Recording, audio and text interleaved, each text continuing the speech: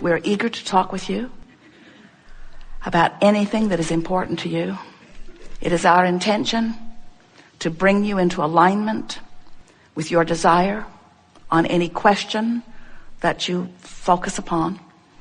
We want to give you our spoken and vibrational appreciation at the outset here, because we can feel already the depth and breadth of your asking, which means already the depth and breadth of the solutions and answers are already lighted up, and we can announce in advance you are having a very good time here today.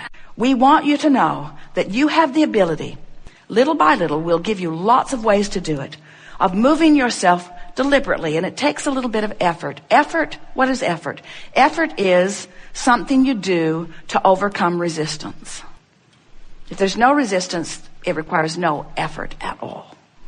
So in the first, when there's resistance, a little effort to get into this vortex. But as you begin recognizing that you're in there because you feel good, and then milking it once you're in there because it feels so good to stay, as you begin practicing the vibration of who you really are, the vibration of love, the vibration of appreciation, as you take the bounce more often and you look for what you're wanting to see, as you train yourself into the frequency of who you really are, you're going to begin to experience what we are calling real-time manifestation, where in the moment that your life presents a question, your life will present an answer. Now, this happens to you often. You just don't know that it is. It's happening to you on every subject that you don't have resistance. In other words, you're driving down the freeway, you felt this yourself, and you actually know what that guy over there is going to do.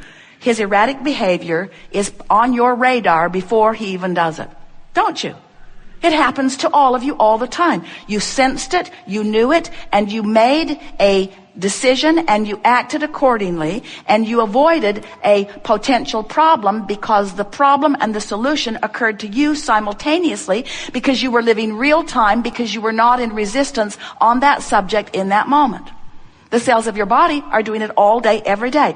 We come together with all of the detail of the life experience that is you, but we bring something unique to the table.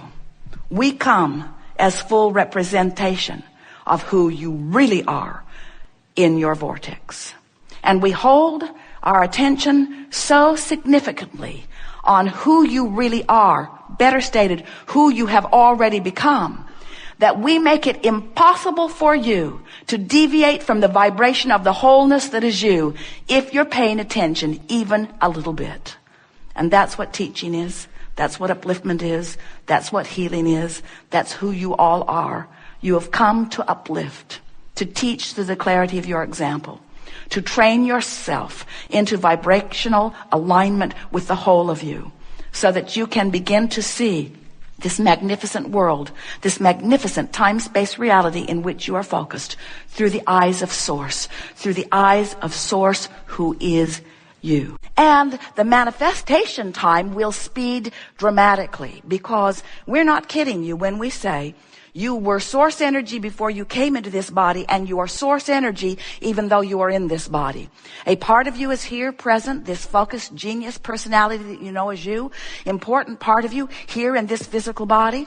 And as you are here in this physical body as the leading edge of source energy, you are exploring contrast just like you knew you would, and coming constantly all day, every day, to new awarenesses of what would be just a little better than it already is. Even one-celled organisms, every consciousness, which includes all that you know, is having exposure to life and requesting improvement. That's what the evolution of all species is about. Most people who want more money, or who want a better relationship, or who want a better job, or who want a better car, or who want a better life, most people who want that want it with a flawed premise basis. They want it because they think, what I've got doesn't please me when I observe it, so if I could create something better, then I could observe that and I would be pleased. So give it to me, and then I'll have a pleasing response to what has been given. And we say, it doesn't work that way. You have to find the vibrational attitude in order to stop the resistance, in order to allow the manifestational receiving of what's already in your vortex. You have to find the vibration first. In other words, you have to have an emotional journey. Here is the important thing to understand about this vortex. This vortex is vibrational. And the vortex, as you stand outside of it, is not a place that you can see yet, or hear yet, or smell yet, or taste yet, or touch yet, because it has not evolved vibrationally to the point of that revelation to you. But it has something that you can feel. The key to your vortex is the way you feel. So as you think about your lover and you feel the elation of that, you are offering no resistance. As you think about the absence of your lover and you feel that discord, that means you are discordant to your vortex. Do you hear what we're getting at? In other words, the key to your vortex is the emotion. You can feel your way into your vortex. You feel your way in. You feel your way in. But if you need to see it and smell it and hear it and taste it and touch it before you allow yourself to feel better, you slow yourself way, way, way, way down. And that's where the word expectation comes in. If you can train yourself to positive expectation, to feeling good without needing the manifestation first, now you are the creator that you were born to be. Using the power of your mind and the glorious benefit of your emotional guidance system to figure out that relationship between the two vibrational aspects of you. Because who you are in this vortex is a huge vibrational rhythm. And who you are in your physical body is also a vibrational rhythm. And when doubt meets desire, it doesn't meet very well, and you feel disappointment. You have in your body right now the potential, the probability, the wherewithal to experience in great detail every horrible disease known to man and many not yet known by man. But you don't experience them because the cells of your body know what they're doing.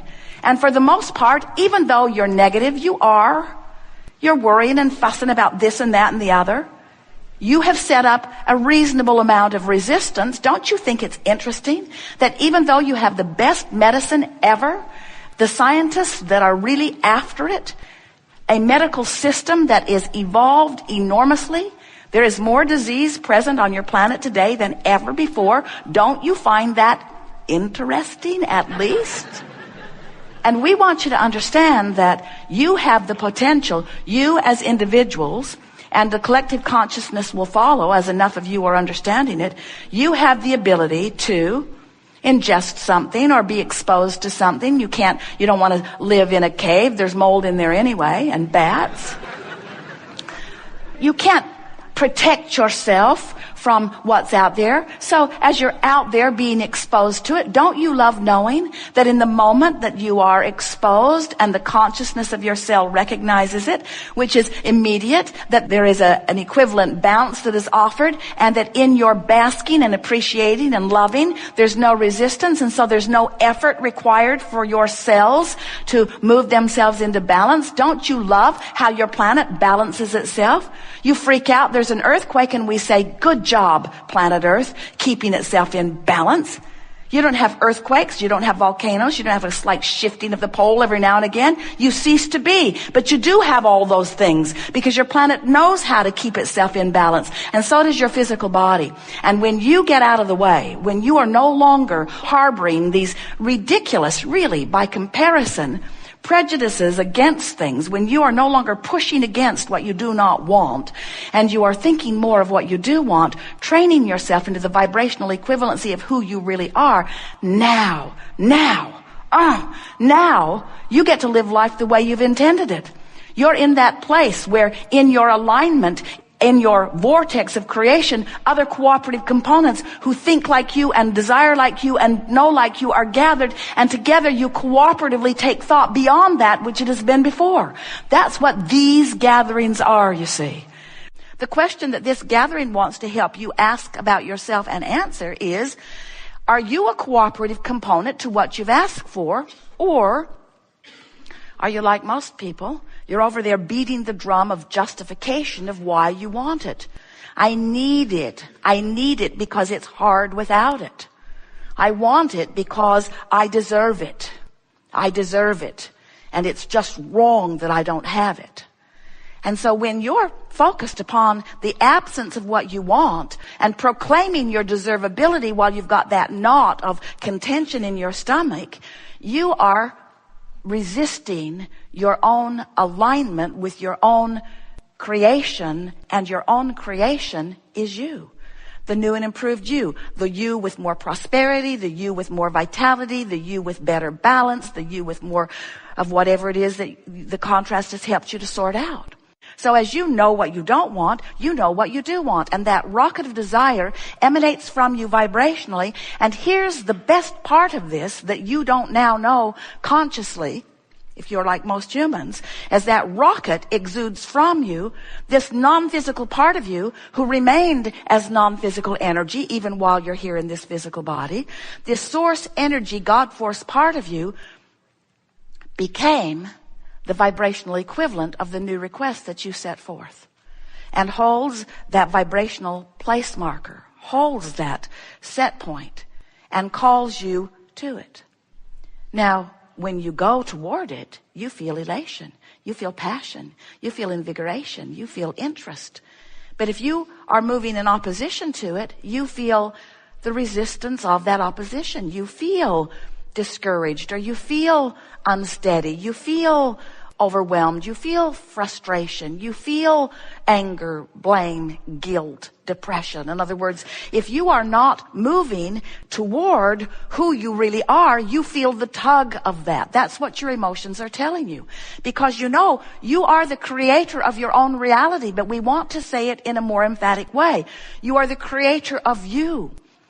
When desire meets hope, you're right on the edge of your vortex, and the vortex will take you right in and show you something that will make a believer out of you.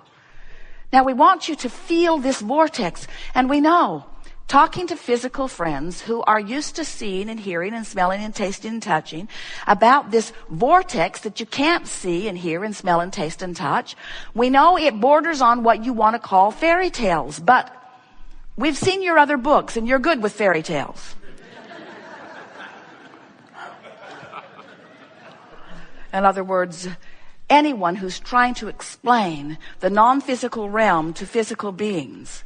In other words, you want to translate everything back into physical terms, and we want to help you to understand that you are the leading edge of everything that we are. You're out here as the extension of source energy.